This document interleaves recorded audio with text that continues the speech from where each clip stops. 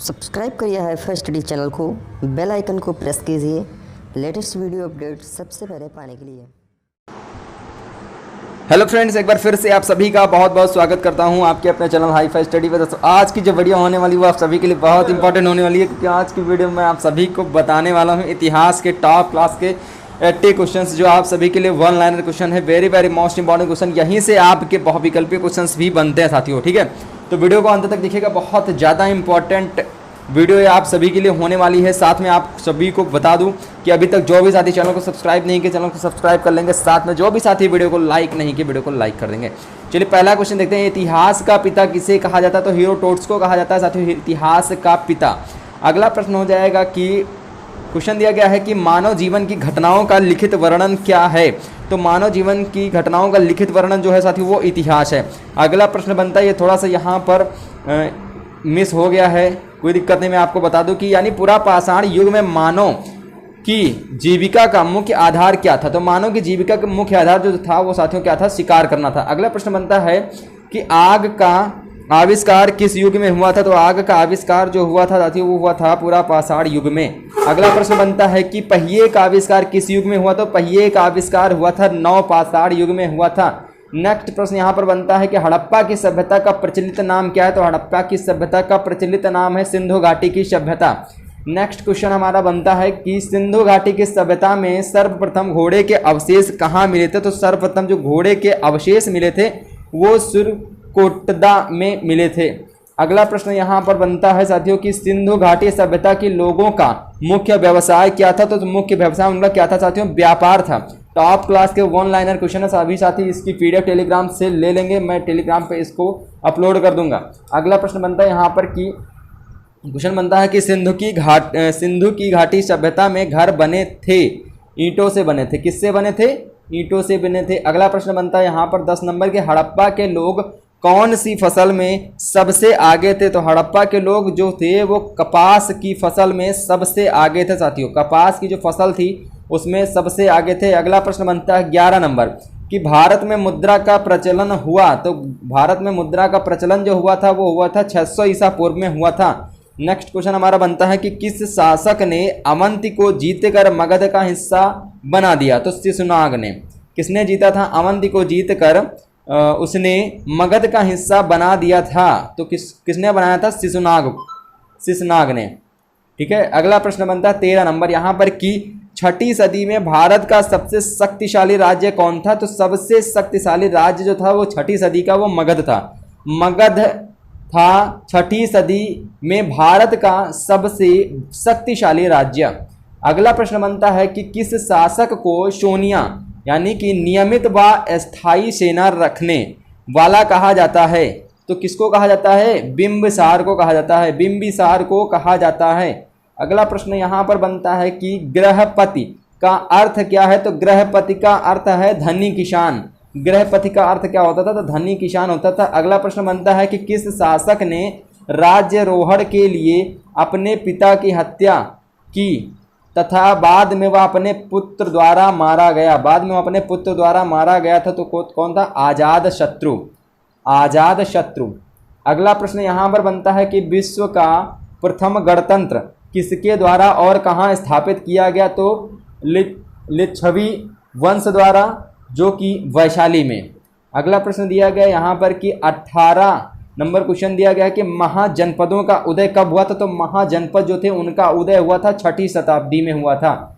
Next question हमारा बनता है कि किस जैन ग्रंथ में 16 महाजनपदों का वर्णन है? किस जैन धर्म ग्रंथ में 16 महाजनपदों का वर्णन है जो अंगुत्तर निकाय से थोड़ा अलग है? तो भगवती सूक्त में। कहाँ पर है? भगवती सूक्त में। नेक्स्ट क्वेश्चन हमारा बनता है तो यहाँ पर कि भारत में पहला यूरोपीय आक्रमण किसके द्वारा किया गया? तो यूनानियों के द्वारा किया गया था। भारत में पहला यूरोपीय आक्रमण जो किया गया था वो किया गया था किसके द्वारा साथियों? यूनानियों के द्वारा किया गया था। और अभी तक बहुत से साथी ऐसे हैं जो वीडियो को लाइक नहीं किए हैं, तो जल्दी से सभी साथी वीडियो को लाइक कर देंगे। साथ में अपने दोस्तों के साथ इसको ज़्यादा से ज़्यादा शेयर कर देंगे। जो भी साथी पीडीएफ लेना चाहते हैं तो पीडीएफ आपको ये क्लास खत्म होने के बाद टेलीग्राम पे प्रोवाइड कर दी जाएगी। सभी साथी ध्यान देंगे कि ये बहुत ज़्यादा वन लाइनर इंपॉर्टेंट क्वेश्चन है। ये कहीं पर आपको बुक में लगभग नहीं मिलने वाले हैं। 31-80 क्वेश्चन जो कि आपको सिर्फ और सिर्फ इस पीडीएफ में देखने को मिल रहा है। तो सभी साथी इनको अच्छे से देख लेंगे, पीडीएफ को जरूर से जरूर डाउनलोड कर लेंगे और अपने दोस्तों सहपाठियों के साथ भी इसको शेयर कर देंगे। अगला प्रश्न यहाँ पर बनता है 21 नंबर दिया गया कि समुद्र के रास्ते भारत की खोज किसने की? तो वास्को डी गामा ने 17 मार्च 1498 ईस्वी में की थी। वास्को डी गामा ने समुद्र के रास्ते भारत की खोज की थी। अगला प्रश्न बनता है कि किसने भारत और यूरोप के बीच नए समुद्र मार्ग की खोज की थी? तो वास्को डी गामा ने ही की थी, क्योंकि सबसे पहले इन्होंने भारत की खोज की, भारत आए थे। तो यूरोप और भारत के बीच नए समुद्र मार्ग की खोज किसने की थी? तो वास्को डी गामा ने ही की थी। अगला प्रश्न यहाँ पर बनता है कि वास्को डी गामा सबसे पहले भारत के किस बंदरगाह पर पहुंचा था? तो पश्चिमी तट स्थित कालीकट बंदरगाह पर पहुंचा था। ये सबसे पहले वास्को डी गामा भारत के किस बंदरगाह पर पहुंचा था? तो किस बंदरगाह पर पहुंचा था साथियों? वो पहुंचा था पश्चिमी तट पर स्थित कालीकट बंदरगाह। अगला प्रश्न हो जाएगा कि भारत में प्रथम पुर्तगाली वायसराय कौन आया? तो 1505 ईस्वी में फ्रांसिसियो दा अल्मेडा ये आए थे वायसराय बनकर भारत। अगला प्रश्न यहाँ पर साथियों बनता है कि पुर्तगाली ने अपने व्यापारिक कोठी कहाँ खोली? तो अपनी व्यापारिक कोठी जो खोली थी वो कोचीन में खोली थी। जी हाँ साथियों, किस में खोली थी? उन्होंने कोचीन में खोली थी। अगला प्रश्न बनता है कि पुर्तगालियों के बाद भारत में कौन यूरोप आए या यूरोपी आए? तो यहाँ पर यूरोपी आए थे, कौन थे आए थे? डच आए थे। अगला प्रश्न बनता है कि पहला डच यात्री कौन था जो भारत पहुंचा? तो कार्नेलियन हाउटमैन जो था वो पहला डच यात्री जो था वो भारत पहुंचा था। दोस्तों मैं फिर से आपको रिपीट कर रहा हूं कि ये जितने भी वन लाइनर क्वेश्चन हैं very very very most important question है। इसमें आपको 40-40 के 2 सेट मिलने वाले हैं, यानी कुल इसमें 80 प्रश्न मिलने वाले हैं जो आपके लिए बहुत ज़्यादा इंपॉर्टेंट है, जो आपके लिए बहुत ही ज़्यादा इंपॉर्टेंट है। तो डच यात्री जो था वो भारत आया था। अगला प्रश्न बनता है 28 नंबर प्रश्न देखते हैं कि डचों ने अपनी पहली कारोबारी फैक्ट्री कब और कहाँ लगाई थी? तो पहली जो कारोबारी फैक्ट्री थी वो 1605 ईस्वी में मसूलीपट्टनम में लगाई थी। मसूलीपट्टनम में लगाई थी 1605 ईस्वी में कारोबारी फैक्ट्री। नेक्स्ट प्रश्न यहाँ पर बनता है कि किसने भारत में पहली बार औद्योगिक वेतन भोगी रखने शुरू किए? तो डच ने ही शुरू किए थे। भारत में पहली बार औद्योगिक वेतन भोगी रखने शुरू किए थे। नेक्स्ट प्रश्न यहाँ पर बनता है कि ईस्ट इंडिया कंपनी की स्थापना कब हुई थी? तो ईस्ट इंडिया कंपनी की स्थापना हुई थी 31 दिसंबर सन 1600 ईस्वी। 31 दिसंबर 1600 को ईस्ट इंडिया कंपनी की भारत में स्थापना हुई थी। अगला प्रश्न बनता है कि किसने ईस्ट इंडिया कंपनी को अधिकार पत्र प्रदान किया था? तो इंग्लैंड की रानी एलिजाबेथ प्रथम ने किया था। ईस्ट इंडिया कंपनी को अधिकार पत्र प्रदान किए थे। अगला प्रश्न यहाँ पर बनता है कि शुरू में ईस्ट इंडिया कंपनी के कितने साझेदार थे? तो शुरू में ईस्ट इंडिया कंपनी के 217 साझेदार थे। अगला प्रश्न बनता है कि ईस्ट इंडिया कंपनी का पहला गवर्नर कौन था? तो ईस्ट इंडिया कंपनी का पहला जो गवर्नर था वो टॉमस स्मिथ था। टॉमस स्मिथ था। जी हाँ साथियों, कौन था? टॉमस स्मिथ था। और अभी तक जो भी साथी वीडियो को लाइक शेयर नहीं किए हैं, जल्दी से सभी साथी वीडियो को लाइक शेयर कर दें। सभी साथी जल्दी से वीडियो को लाइक शेयर कर देंगे। और जो भी साथी चैनल पर नए हैं, चैनल को सब्सक्राइब करके परिवार का हिस्सा जरूर से जरूर बन जाएंगे। और जो भी साथी इस वीडियो को लेना चाहते हैं वो जरूर से जरूर टेलीग्राम को ज्वाइन कर लेंगे। टेलीग्राम पे आपको डायरेक्टली सर्च करना है एप्लीकेशन पे हाई फाई स्टडी 94 सर्च करना है। बिल्कुल भी स्पेस नहीं देना, आप ये सर्च करेंगे तुरंत आपको चैनल मिल जाएगा और उसमें आप ज्वाइन हो सकते हैं। चलिए अगला प्रश्न देखते हैं। यहाँ पर दिया गया है, अगला प्रश्न दिया गया है कि मुगल दरबार में जाने वाला प्रथम अंग्रेज कौन था? तो कैप्टन हॉकिंस था। मुगल दरबार में जाने वाला प्रथम अंग्रेज कौन था? तो कैप्टन हॉकिंस था। अगला प्रश्न बनता है 35 नंबर की अंग्रेजों ने अपनी पहली फैक्ट्री कहाँ खोली?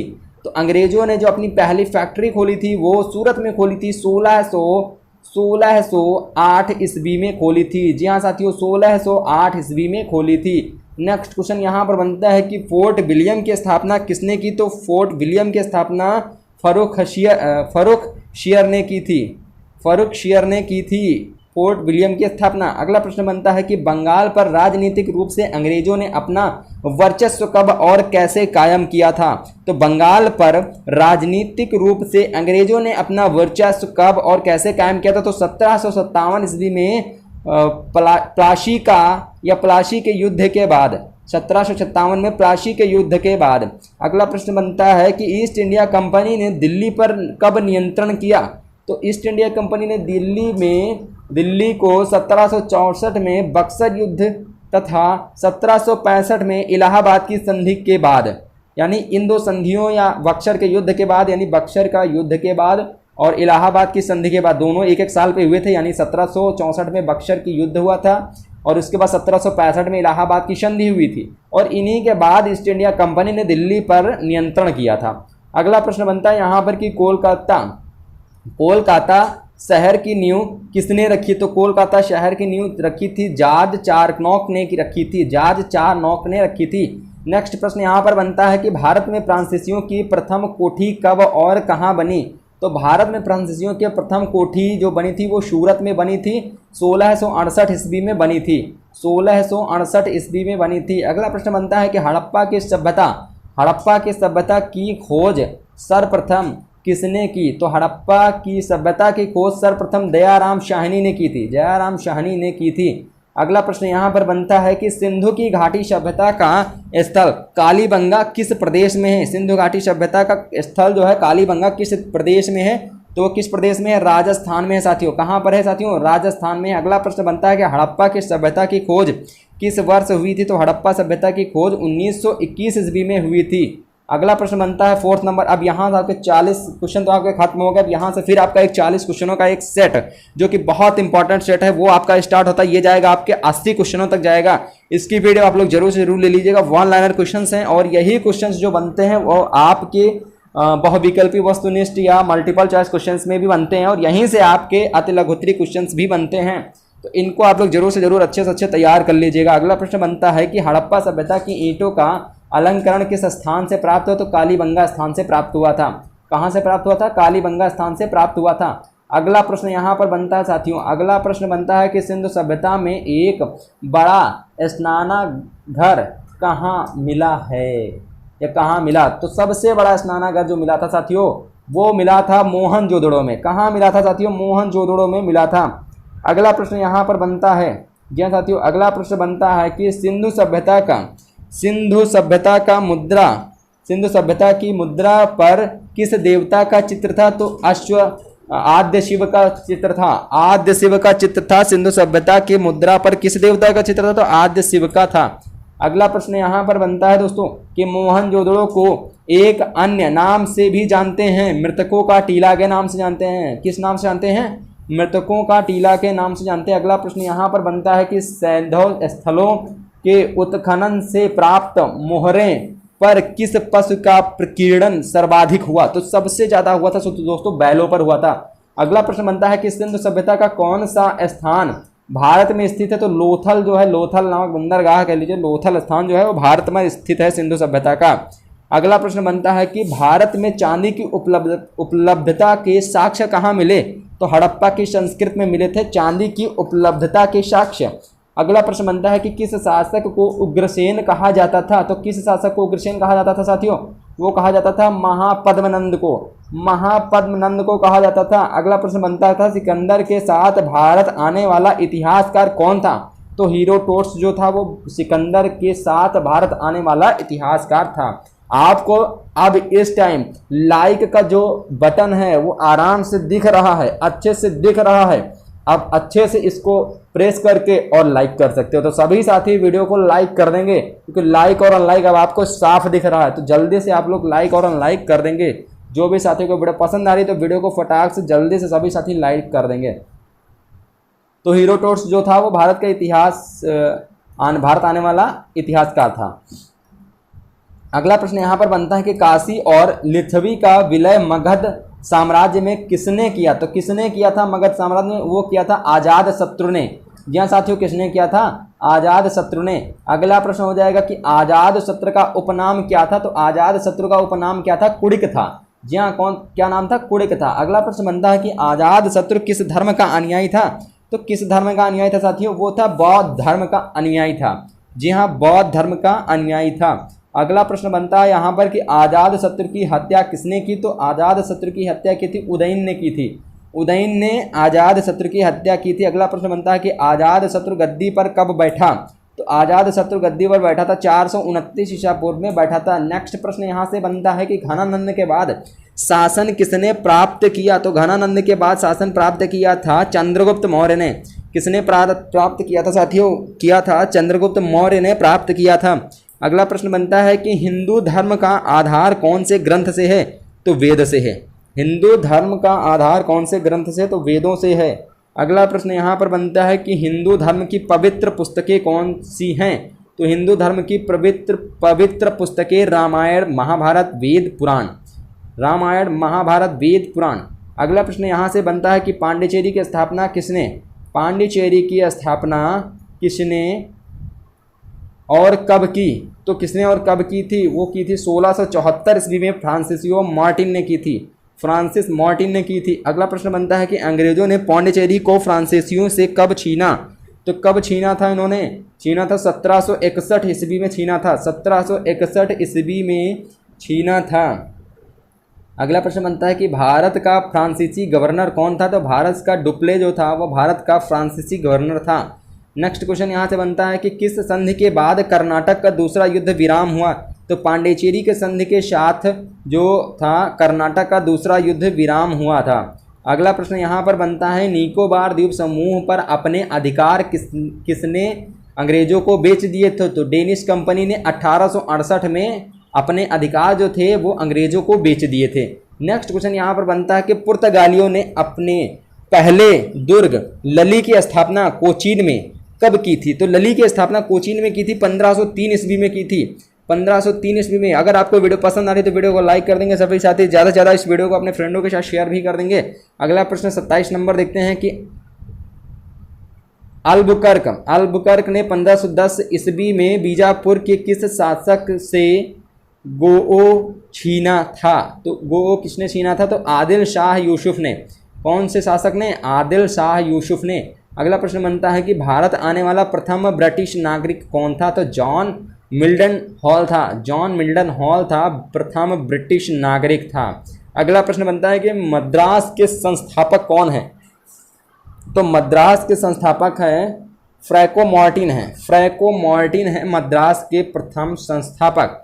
अगला प्रश्न बनता है कि डेनमार्क ईस्ट इंडिया कंपनी की स्थापना कब हुई थी? तो डेनमार्क ईस्ट इंडिया कंपनी की स्थापना हुई थी 1616 ईस्वी में हुई थी। और यहीं पर आपका एक देखिए दोस्तों, यहाँ पर आपका 1616 में एक हत्याकांड हुआ था, जलियांवाला बाग हत्याकांड। ठीक है, तो अगला प्रश्न देखते हैं। यहाँ पर हो गया कि प्लासी का युद्ध कब हुआ था? तो प्लासी का युद्ध हुआ था वो 22 जून 1757 ईस्वी में हुआ था। प्लासी का युद्ध जो हुआ था वो 22 जून 1757 में हुआ था। नेक्स्ट क्वेश्चन यहाँ पर बनता है कि किस बंगाल के नवाब को कर्नल क्लाइव का गीदड़ कहा जाता है? कर्नल क्लाइव का गीदड़ कहा जाता है। तो ये मीर जाफर हो जाएगा। कौन हो जाएगा साथियों? मीर जाफर हो जाएगा। अगला प्रश्न बनता है यहाँ पर कि प्लासी के युद्ध में अंग्रेजी सेना का नेतृत्व किया। प्लासी के युद्ध में अंग्रेजी सेना का नेतृत्व किया था क्लाइव ने किया था। किसने किया था साथियों? क्लाइव ने किया था। अगला प्रश्न बनता है कि बक्सर का युद्ध कब हुआ था? तो 23 अक्टूबर 1764 को हुआ था। 23 अक्टूबर 1764 को हुआ था। अगला प्रश्न बनता है कि स्वतंत्र कर्नाटक राज्य की स्थापना किसने की थी? तो स्वतंत्र कर्नाटक राज्य की स्थापना किसने की थी? तो सातुल्ला खान ने की थी। किसने की थी? सातुल्ला खान ने की थी। अगला प्रश्न बनता है कि जुझार सिंह की राजधानी थी। तो जुझार सिंह की राजधानी थी वो थी ओरछा। आप लोगों ने देखा होगा जो महारानी लक्ष्मीबाई का एक सीरियल आता था उसमें आप देखा होगा कि ओरछा की एक महारानी थी। ओरछा की एक महारानी थी, तो वही थी जुझार सिंह की राजधानी ओरछा ही थी। अगला प्रश्न बनता है साथियों यहाँ पर कि मैसूर शक्ति की आधारशिला किसने रखी थी? तो मैसूर शक्ति जो थी उसकी आधारशिला हैदर अली ने रखी थी। उसकी आधारशिला हैदर अली ने रखी थी। नेक्स्ट हम लोग देखते हैं 38 नंबर के भारत में पहली अंग्रेजी फैक्ट्री कहाँ स्थापित हुई थी? तो अभी आपको बताया गया था, ऊपर सन भी बताया गया था कहाँ पर स्थापित हुई थी। वो हुई थी सूरत में। वो हुई थी सूरत में स्थापित। अगला प्रश्न बनता है कि कोचीन की जगह गोवा कब पुर्तगालियों ने राजधानी बनाया था? तो 1530 ईस्वी में। कब बनाया था? 1530 ईस्वी में। अगला प्रश्न हो जाएगा हमारा 40 नंबर की, भारत का पुर्तगाली गवर्नर कौन था? तो भारत का पुर्तगाली गवर्नर अल्मेडा था। कौन था? अल्मेडा था। तो ये थे दोस्तों आप सभी के 40-40 के दो सेट, 40-40 क्वेश्चन के आपके दो सेट थे जो कि बहुत इंपॉर्टेंट है। बराबर ये आपके 80 क्वेश्चन आप आज के तैयार हो गए। सभी साथी पीडीएफ जरूर से जरूर ले लेंगे सभी साथी, और जो भी साथी चैनल को अभी तक सब्सक्राइब नहीं किया, चैनल को सब्सक्राइब करके परिवार का हिस्सा जरूर बन जाएंगे। जिन भी साथियों को वीडियो पसंद आई है तो वीडियो को लाइक कर देंगे, ज़्यादा से ज़्यादा अपने दोस्तों के साथ शेयर कर देंगे। तब तक के लिए थैंक यू सो, जय हिंद, जय भारत, वंदे मातरम। मिलते हैं फिर से नया नेक्स्ट वीडियो के साथ।